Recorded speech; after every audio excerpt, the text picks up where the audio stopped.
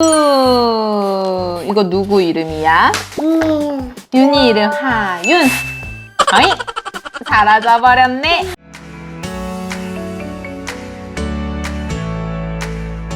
네, 안녕하세요. 이민주 육아상담소 이민주입니다. 한 주간 또 잘 지내셨나요? 이번 주는 늘 고민에 늪인 놀이에 대해 알려드리려고 해요. 놀이가 중요한 건 알지만 놀이를 어떻게 해야 하는지 많이들 어려워 하시더라고요.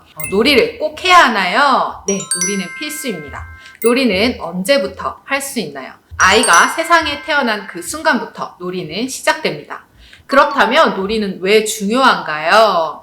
아이는 매일매일 성장합니다. 즉, 아이는 매 순간 발달해 가죠. 신체가 발달하면서 뒤집고, 앉고, 서고, 걷고, 뛰고, 또 손으로 만지고, 옷을 입고, 벗고, 또 젓가락을 사용하고, 가위질을 하고 글씨를 쓰죠. 언어가 발달하면서 옹알이를 하고, 말을 하고, 또 다른 사람들과 소통을 하죠. 인지가 발달하면서 글자도 배우고, 숫자도 배우고, 탐구 능력도 키워가고, 그 외에도 사회성이 발달하고 정서가 발달하고, 이 모든 과정은 아이가 태어나는 그 순간 외부로부터 받는 자극을 통해 모든 발달이 이루어집니다. 영유아 시기에 특히 놀이가 중요하다고 강조하는 것 또한 만 6세까지 뇌의 전반적인 발달이 이루어지면서 영유아의 전인적 발달을 돕고 세상을 경험하고 또 배워가는 수단이기 때문인데요. 보통은 학습을 통해서 배워간다고 얘기를 하죠. 그런데 아이가 스스로 자발성을 가지고 주도적으로 참여하면서 즐거움을 느끼는 이 놀이를 통해서 그 어떤 학습도 가능하고 또 배움도 가능하고 발달도 가능합니다. 물론 놀이를 통한 학습이 가능하도록 발달에 적합한 놀이 환경을 제공해 주는 것, 놀이 상대가 되어주는 것은 부모의 역할이죠. 또는 교사의 역할이기도 하고요. 이 말로 설명하는 것만으로는 이해가 어려울 수 있어서 놀이를 통한 발달과 학습의 과정을 실제 놀이 장면으로 잠깐 보여드릴게요.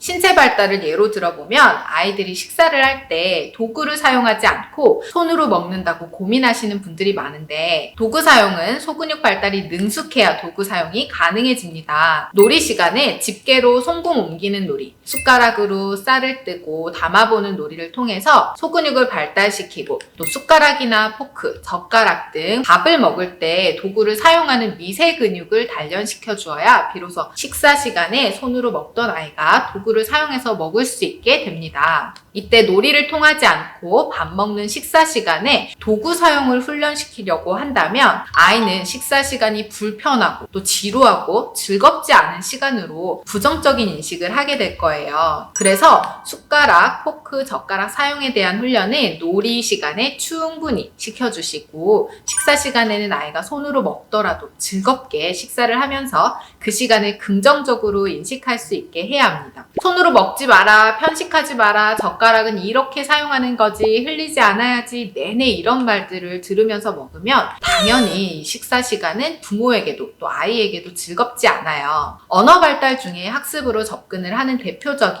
이 한글 교육에 대한 놀이 과정도 예를 들어보면, 한글도 보통 5살 정도 되면 이름부터 시작해서 글자를 가르치려고 해요. 그러면 결국 주입식으로 글자를 가르치는 학습밖에는 되지 않는데, 그러면 아이는 글자를 배워가는 재미와 즐거움을 느낄 수 있을까요? 제가 교육 현장에 있으면서 아이들을 관찰하면, 아, 저 아이는 학습지를 하는 아이구나, 또는 주입식으로 학습을 하고 있구나, 관찰되는 특징적인 모습이 있어요. 바로 연필과 종이로 무언가 하려고 할 때 굉장히 거부감을 보인다는 것입니다. 반면에 놀이를 통해서 한글을 배워가는 아이들은 뭐든지 끼적이고 쓰는 과정을 즐기는 모습이 관찰되는데요. 집에서 내 아이만 보면 잘 모르지만 정말 많은 아이들을 직접 관찰하면 이 행동 패턴이 딱 나뉘기 때문에 어렵지 않게 관찰이 돼요. 한글을 배우기 위해서는 먼저 끼적이는 과정을 즐길 수 있도록 놀이 환경을 제공해 주어야 합니다. 한글을 5살에서 7살 정도 관심 갖고 배우기 시작한다는 기준으로 본다면 저희 아기는 2돌이 되기 훨씬 이전부터 자연스럽게 아이가 끼적이고 싶어하는, 즉 무언가 쓰고 싶어하는 욕구를 충족시켜주는 것으로 발달 단계에 맞게 놀이를 경험하고 있어요. 검은 쌀 사이로 손가락 그림 그리기, 글자 써보기, 신문지나 박스 바닥에 붓을 사용의 물그림 그리기, 다양한 끼적이는 활동 외에도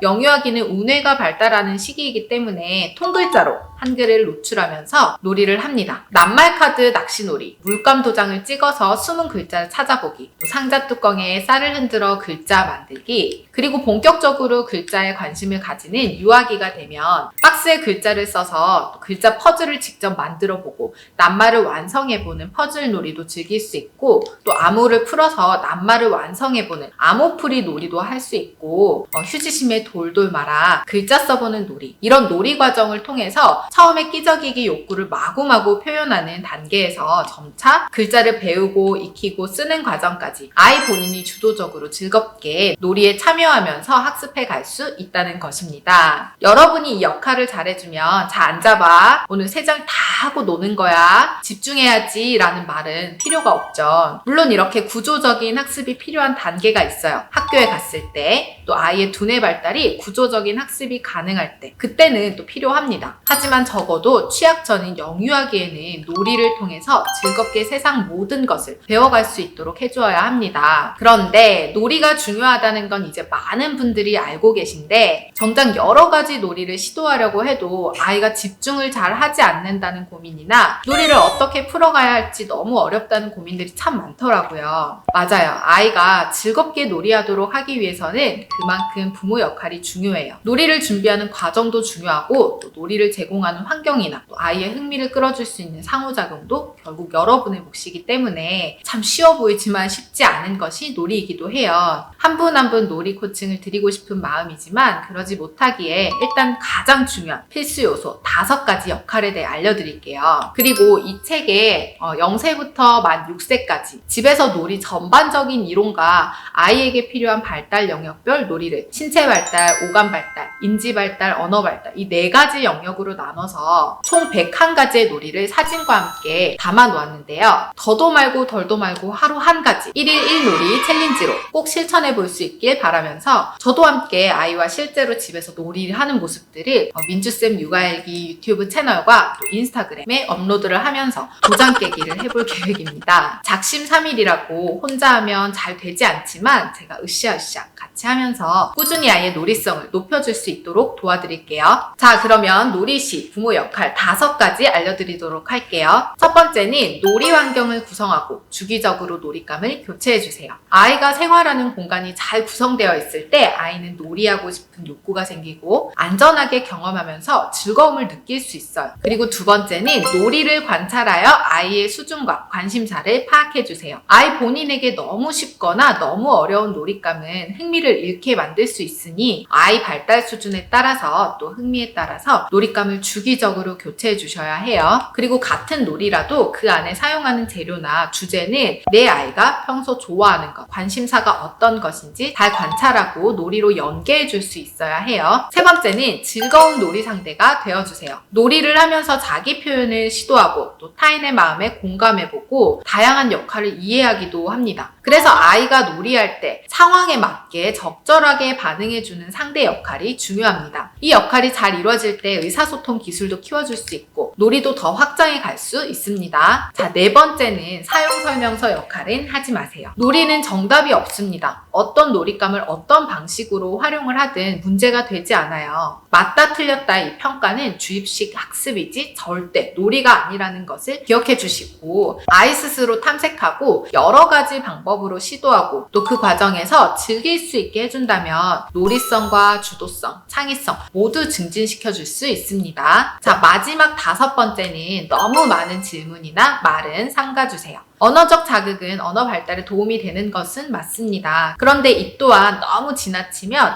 아이가 놀이에 집중하는데 방해가 될 수 있어요. 언어 발달 측면에서도 중요하지만 자칫 놀이에 대한 집중을 떨어뜨릴 수 있으니 놀이하는 모습을 잘 관찰해서 상호작용이 필요한지 아닌지 파악하고 적당한 선을 지켜줄 수 있어야 합니다. 자, 이렇게 오늘은 놀이의 중요성과 부모 역할까지 알려드렸는데요. 만 6세까지가 두뇌 발달의 결정적인 성장적인 시기라는 것을 절대 잊지 마시고 또 내 아이는 지금 이 순간에도 발달해가고 있음을 잊지 마시고 저와 함께 매일매일 즐겁고 알찬 하루를 보낼 수 있도록 파이팅해 보았으면 좋겠습니다. 제가 두 번째 도서를 출간하면서 어떻게 하면 이 책을 책장 안에만 꽂아두지 않고 너덜너덜해지도록 활용할 수 있게 도울까 고민을 하다가 두 가지 방법이 떠올랐어요. 하나는 101가지 놀이를 저와 함께 놀이 챌린지 도장 깨기를 실천하는 것.